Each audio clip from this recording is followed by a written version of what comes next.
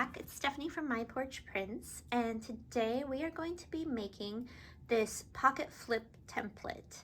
And I went ahead and printed out the pieces, and there are directions on the pieces for how to print them. So these print on cardstock, and then it tells you whether or not you need to flip it over and print on the back as well. So I'm going to go ahead and run these back through the printer with some papers, and I'm going to be using papers from our Ultimate Shabby Paper Bundle, and I'll put links down below so you can get these things for yourself if you want to. So let's go ahead and get started. Okay, so I thought I might want to explain this because I know some people struggle a little bit with how to print a certain page on, a certain page. So right now I've printed panel C on the back. It's got this like rose pattern paper. And I'm going to go ahead and print the same pattern paper on the pockets that go with panel C. So I've put the pockets over here in my printer, and I'm getting ready to print this same paper design on them. So what I'm going to do is I'm going to go over to my printer, and I'm going to choose that paper, which is page 2. So I chose it right here, page 2, and you can see it's got that same rose pattern, and I'm going to go ahead and print that, just that one page. And now, sorry, you get to see all my messy house, my dog. Say hi, Toby. Hi. So now, sorry, it's going to take a minute to come out here. You can see that it's printing that rose design on the pockets for that panel. So I just wanted to let you know that that's how I do it. I print the design that I want, and then I decide what matching design I want on the pockets, and then I go choose that page and I print it on the pockets. So that's how it works, but you don't have to do it that way. If you just want random paper designs on every page, you don't have to make the pockets match the panel. They could be a different color or a different style or whatever, so don't feel like everything has to match. But I went ahead and just made it so the front and back of each panel is the same paper. But again, you don't have to do that. You can do it however you want in whatever way works best with your project. Okay, so now I've printed all of my items, and just to reiterate, there's no right or wrong way to print them. So if you want to print, a certain pattern on panel A, you don't have to match it on the panel A pockets. And if you want to print a certain pattern on panel D, you don't have to match it on the back side. It's really up to you which paper you want to print, how you want to print it. So don't get caught up on, oh, I need to match the pockets to the panels. You don't have to do that. But it just depends on the look that you're going for.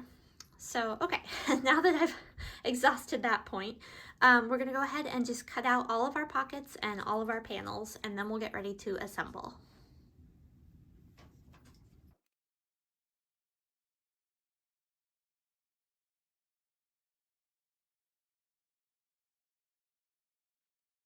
I wanted to point out that some of the pockets come with this curved piece that you cut out, and you can cut those out by hand, or I've got a 1.5 inch punch that works really well for that.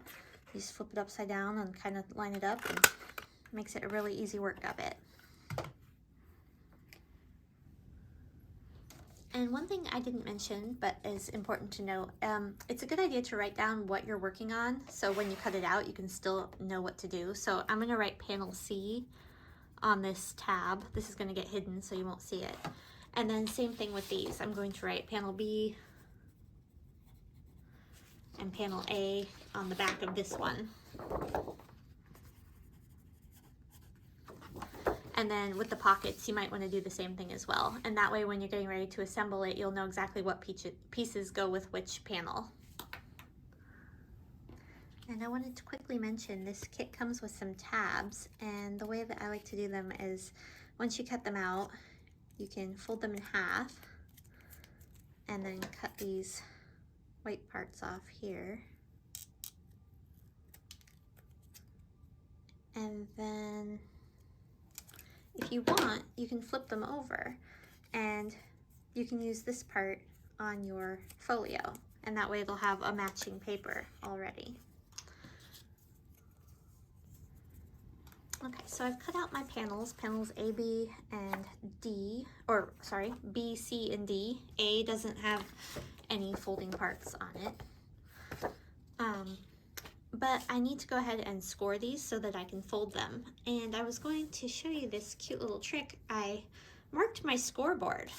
So I just took a Sharpie and just did some dots all the way down, like the 6-inch line and the 1-inch line. Because sometimes when I'm lining these up, I'll get off a little bit and I won't realize it, and I'll mess up my score. So this is nice because I can just line it up here at the 6 line, and then I can see that it's lined up right down here. And then when I go to score it, oops, it'll be a straight line.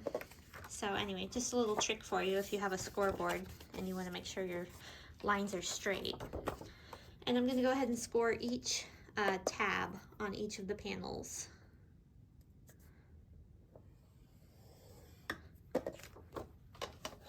And then on this one, this is panel D. I don't think I wrote that on it, but it is. I'm going to go ahead and score this middle line as well. Oops. And then I'm going to score the tab, because this is going to fold twice. It's going to fold here and it's going to fold here. And then I'm going to go ahead and just cut out this circle. I can line it up. There we go. All right, and now we're going to start assembling this flip. Okay, so I've cut everything out and I've scored my tabs, and I'm going to go ahead and just ink some of my edges to help these pieces stand out a little bit more, and I might go ahead and just round some of my corners as well. This is totally up to you if you want to do this part or not.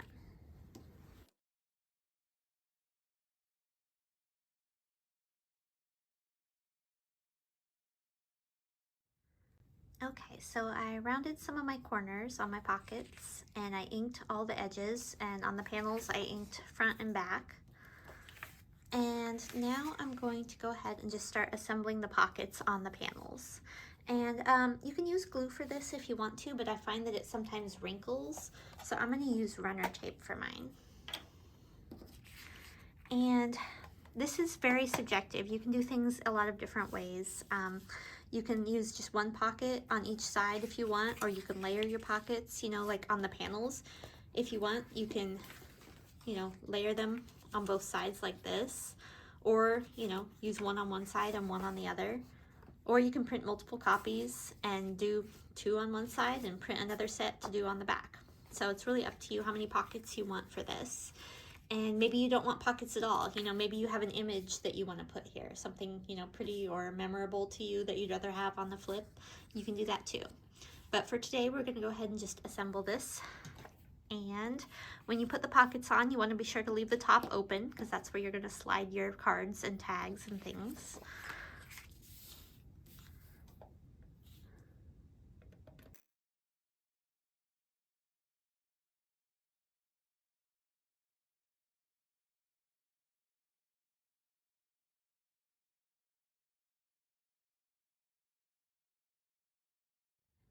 Okay, and that's the pockets for panel A, and this is the panel that will actually attach to your journal page. And now we're going to do this next one, which I think is B. I didn't write it on here because that would have been smart. Oh, there it is, panel B. And you can do this either way. You can have it so that it folds from this side or this side. And I'm going to go ahead and do this side, I think. So I gotta decide, you know, which pockets I want on the front and the back.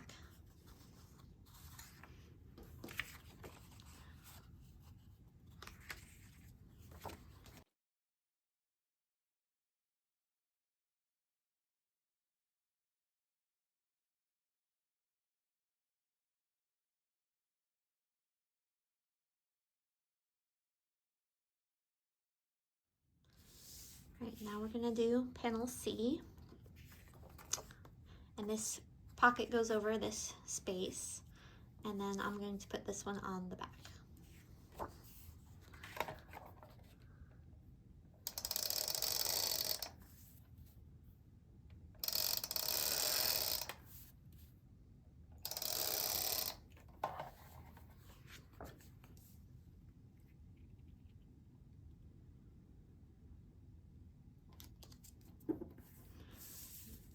actually going to go like this. I don't want to mix it up because when I put it on here, I don't want this pocket to be, you know, upside down. So just thinking about how it's going to sit on here. It's going to open like this, so I want to put this pocket here at the bottom.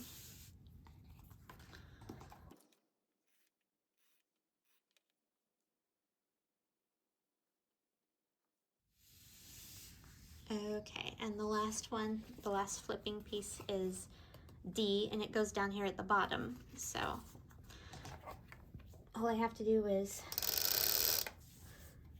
close the sides like this.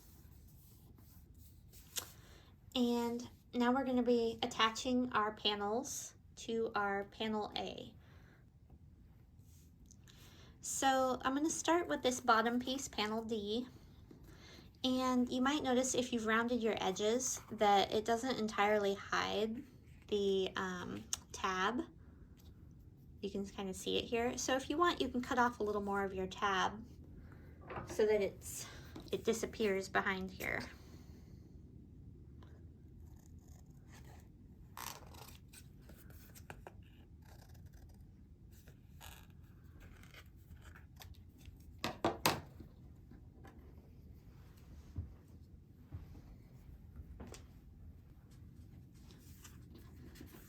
And then if you cut off those little bits on the edge, it'll kind of hide it where these corners are curved.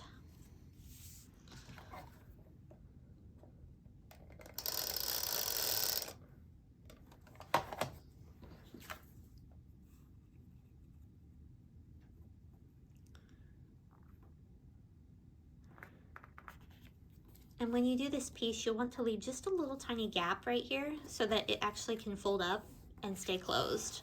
If you don't leave enough of a gap, it'll have a really hard time. It'll keep popping open. So give it plenty of room to fold over. And same thing with these side panels. So next we're going to attach, let's see, this one and this one. There we go.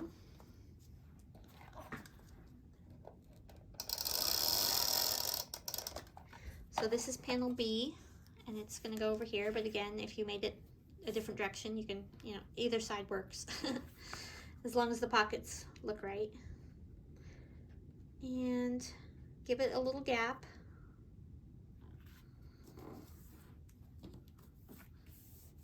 And you can align it on the top or the bottom. I just kind of put mine sort of in the middle. It doesn't really matter.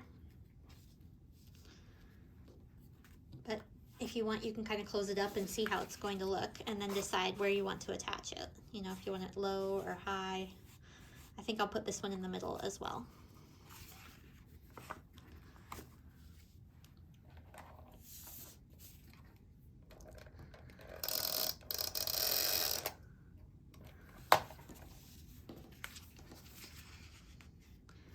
And don't forget to leave that gap.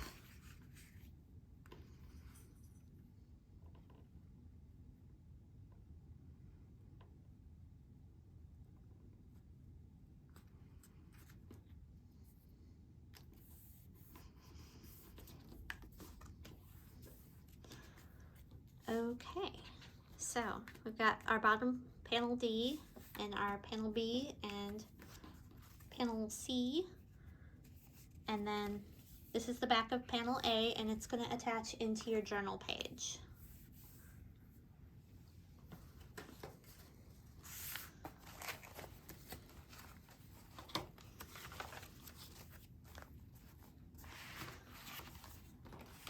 So choose where you want it and attach it, and that is your flip.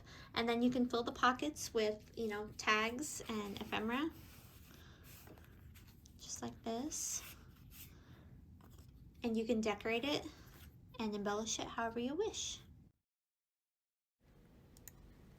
I almost forgot to mention adding the tabs. This is completely optional. You can do this if you wish to, but I'm just going to go ahead and add them onto the panels, kind of wherever they look cute, and maybe add a little interest.